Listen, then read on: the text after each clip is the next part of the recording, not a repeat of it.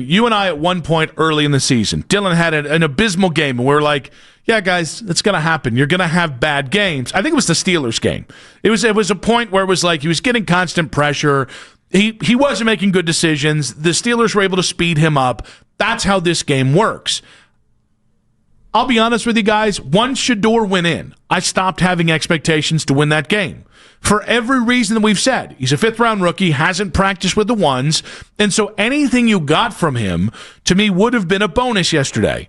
And so this idea that that this means, 2026, guys, the idea should be you're going to get a quarterback in 2026 until one of these young quarterbacks shows something of interest that make you basically move off those plans. Well, and so here's the sad part for someone like myself that wants to see and got excited by some of the throws late in the game and the idea that you're driving the ball down the field. Like, I get excited for these moments, but the sad part is that if, let's say on Wednesday, Kevin Stefanski comes out and says, you know what, Dillon passed concussion protocols, which I have no idea if he's going to be able to or not, obviously, but if he comes out and says he passed protocols, I've lost my ability to then turn around and say, well, no, we have to see Shedeur. We must see Shedeur. What are we doing with Dillon Gabriel? I've lost that ability within just a half of football, even if the cards were seemingly stacked up against him in that outing. No, I still can. Dillon's still cheeks. He's still awful. Well, I thought he was cheeks before, though, but that's the problem for me personally. Maybe I'll just rely on you then to be the person that calls for it. But for me personally, I feel like I've lost that. That's an arrow in my quiver. I've lost that. Like, here's the thing: it is fair to say Shedeur wasn't good yesterday. It is safe to say he's not ready. How do you get him ready? You play him. By the way, Dillon Gabriel wasn't ready in Week 5. The problem wasn't that he wasn't ready; it's that he's never gotten ready. Like, that was, his sixth start yesterday? And he was 7 of 10, I think, 40-some, 50-some yards, something like that. And he was afraid to throw down the field. Like, I don't understand why we need to see more of Dillon, because here's the thing. As bad as Shedeur was, he at least showed you that willingness, and not just willingness, ability to consistently drive and deliver the ball downfield. That's the exciting part. That's what you need in the NFL. Mm-hmm. I don't need a guy who throws, who, by the way, a 5-yard out route is beyond him consistently. And I'm not saying that's an easy pass, because I'm a fat ass with a microphone. So I can't comment on what easy is. But the bare minimum of expectation is whether you're throwing against your body or throwing to your hand side, whatever it is, a 5-yard out should be able to be hit with regularity, and that's something Dillon hasn't done. So it's funny, like, people, the haters out there have tried to take yesterday and See, now it's not so easy. And it's like, okay, but I saw more, maybe something's there with Shedeur Sanders in one half of a game than I did in all the rest of the time I've seen Dillon Gabriel play. And that includes countless practices this year. Without question. I mean, again, part of what had me excited is not only has the game moved on, but that final drive, that was the very best we saw him look. And the 25-yard pass to Fannin, there's a part of me that's like, wait a second, what was Dillon Gabriel's longest throw? A 26-yard pass earlier in the game was the longest throw he's had in 6 games, and then Shedeur did that within like the 4th drive we've seen him out there. Like, there is something to be said about that, but I do feel like if Stefanski goes to Dillon on Wednesday, I get to be angry about it, but not the same level of angry that I once got. No, just because Shedeur had a bad half of football with no prep doesn't mean that. I don't want to say no prep, but no first team reps. I think that they know what they're doing or anything like that. But I feel like in this instance, I almost wonder if more people would be calling for Bailey Zappi or Deshaun Watson, not for next week, but in the weeks that follow. Yeah. It's going to be interesting to see how that plays out. And put the crack pipe down is what I'll say to those people. Okay, good. Like, again, you're in we're developing and we're evaluating. Well, I have not seen development from Dillon Gabriel in 5.5 games. And by the way, the Browns keep saying, well, he's developing. Where on the tape would you say there's evidence of him developing? Do you feel like if not for the concussion, this next week would have been the week that Shedeur would have gotten to start, or would they have wrote out the idea that Dillon is still developing? Yes. Well, that I don't know, because I do think there's a lot of people reporting today that the Browns just didn't have any current inkling that they actually wanted to go in that direction. But I do think after this game, because you were going to lose this game, guys. Didn't matter if Dillon or Shedeur was this narrative, there's been this groundswell of people saying if Dillon's healthy, he wins that game. Really? Because I have countless exercises earlier this season where Dillon's in that exact game has ended up losing. I just don't think Dillon would have won it. I have no faith that Dillon would have been able to move the ball down the field because I haven't had faith for him to move the ball down the field in, I don't know, 3 or 4 weeks, Nick. Like the idea that you can actually score. The offense is dead with Dillon Gabriel. That's almost irrefutable. Where I feel like the offense, at least with Shedeur, and again, even if it's just him throwing to Larvidan, man, how different would this conversation be if Larvidan had won what turned out to basically be just a 50-50 ball? Yeah, but even then, like he got better as the game went on. Yes, he had disastrous plays. Yep, he's a rookie quarterback. And by the way, let's throw the 5th-round pick thing out the window because I've seen more talent than most 5th-round pick quarterbacks I've seen play in the NFL. Mm-hmm. That again, is he ready to play? No. That's what playing's for. That's what practicing is for. And so this idea of, well, he wasn't ready to play. Yeah.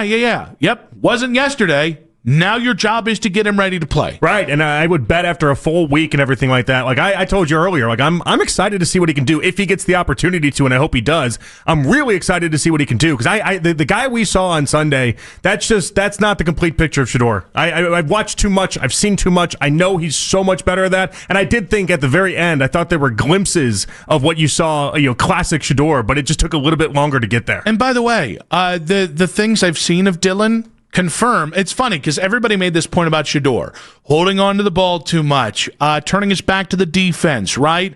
Maybe being a little risky with the ball. Those are all things that we've now confirmed them in one half of football with Shedeur Sanders. But yet I can't confirm a undersized quarterback that won't throw the ball past the first down sticks and that is scared of his own shadow. I can't confirm that. What? Because he's a 3rd-round pick?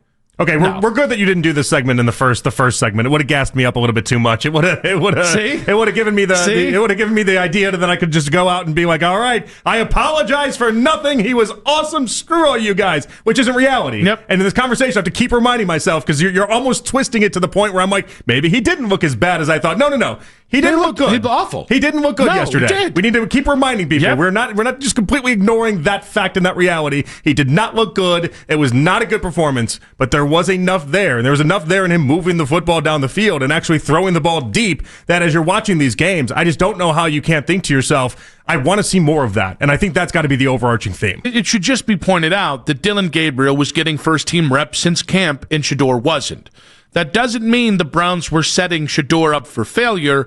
It just means they were really trying to do everything they could to set Dillon up for success. Mm-hmm, yeah. That, like, both of those statements, that doesn't have any causality on the other statement, right? Sure. Yeah, agreed. My big thing right now is, I can't believe I'm the sports talk radio host that's going to say this because we're always so instant reactions, so like, oh my gosh, I need to have a big pronounced thought every moment.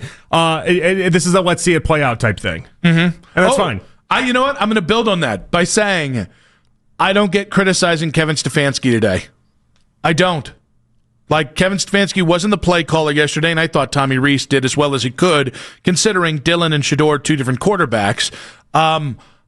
I understand that Kevin Stefanski put more eggs in the basket of Dillon Gabriel, and we can do the very, very reductive way of thinking, which is, well, one's a 3rd-round quarterback and one's a 5th-round quarterback. In reality, there's about 50 picks between the 2 players, which really isn't that significant, but the point is, I think he put a lot more belief into the readiness of Dillon Gabriel, and I don't think Kevin Stefanski deserves criticism because Shedeur didn't play well. In the same way, by the way, I don't know how much we should be criticizing Kevin specifically about Dillon not playing well, because quite frankly, it's hard enough to get first-round quarterbacks right. It is. Right. Look across the NFL. How many first-round top 1, top 2, top 3, top 5, top 10 quarterbacks get head coaches fired? Because it's not easy. Now, remove 2 rounds or 4 rounds from that, and it gets even harder with every round you drop down. So, like, trying to get 2 quarterbacks NFL ready in the same offseason is hard enough, and then having to play both when they're not a first-round pick, when it's a 3rd and 5th round pick, is also super hard. Yeah, I mean, no question. I don't know that I'm necessarily going to come after Stefanski for yesterday or anything like that. There's nothing in game that I'd be frustrated by. If anything, I would say, some people are like, oh, well, Drake May should have been the backup, should have been ready to go. No, if the whole season is built around being a fact-finding mission, how do you label it that, or how do you present the season as a fact-finding mission and then be like, oh, we're all of a sudden going to have basically anybody else that isn't Shedeur out there? Yeah. Now, well, I think that gets back to it. And again, listen, it doesn't mean I think Kevin's doing an overwhelmingly great job with either quarterback. That's not the point. The point is sometimes there is the rare in-between where it's like, I don't know that he's necessarily the quarterback Svengali. He's whispering to those quarterbacks, hey, stop being bad. At the same point, that would be funny if that was him being a quarterback whisperer, though. He actually whispers, like, stop being bad. Well, listen, I can't whisper into a microphone, apparently. That's really hard for me to do. Why is that a really hard thing for me to do? Go? Could I try again? Yeah, I don't think this is going to work, by the way. Stop being bad. Hey, practice makes perfect, people. Practice makes perfect. Just like Shedeur. By the end of that game, he got it. By the end of this bit, you got it. You see? You just got to give people time. That's is the true. point. You got to give people some reps, some opportunities. I laid back, all right? We gave you protection, unlike the Browns' offensive line, and you did it. Doesn't mean it's going to happen flawlessly the next time I go for it. Not a chance. Nope, we're all works in progress. That's all we are as people. But it's funny, like, the need to rush to blame Kevin. And again, I don't think Kevin's a flawless head coach. I get very frustrated with what I perceive as a lack of, I just don't think he's a leader of men for whatever that means. I also don't think he's a great communicator. That being said, I don't put Shedeur's play yesterday on him. And by the way, I don't put it on Shedeur either. I don't put it on Andrew Berry, who it might be the reason that Shedeur's the backup. I don't. I think yesterday, if we really want to blame anything, it's circumstance. I think the four-man quarterback du jour blew up in their face, which was predictable, but it blew up in their face in a cadre of ways. And I think by week 11, they've played three quarterbacks. This is how it goes when you're down to your original fourth-string quarterback. And this is how it always goes around here, too, oddly enough. Like, we're the only place it feels like this always happens to, but it always happens this way. But I will be able to judge him moving forward, though, and I will constantly judge Stefanski off of what he does and doesn't do. And I think it starts with whether or not what he does basically when Dillon Gabriel gets cleared of this whole entire thing. Well, and I think this week is one of those weeks where, going forward, all right, if Dillon cannot play and Shedeur has to go, it's on Shedeur and Tommy Rees and Kevin Stefanski to get that kid up to an acceptable level of play. Well, and it'll feel like a second chance of sorts, like a second life for Shedeur Sanders. And I would imagine he'd take it very seriously. But if you're Shedeur, I mean, you want to talk about having an opportunity and being able to run with it. If he's able to start this week, you can Wally Pip of sorts Dillon Gabriel. You can take that job right from him. You just have to be much, much better than what you were on Sunday. I do like that today Kevin was asked about that idea, and he said it's not fair to speculate, which my brain took to mean he's thought about it. Yeah, of course he has. Like, how could he not? If you win games with Shedeur, well, you're not going to go away from that. I guarantee you, if Shedeur goes out against the Raiders and throws for 250 yards, 3 touchdowns, and keeps it to 1 interception, and the Browns win, and which they have not done on the road for almost 2 full years, I bet you Kevin Stefanski is going to become the biggest Shedeur Sanders honk. He'll be leading the Shahive. I'd love to see it.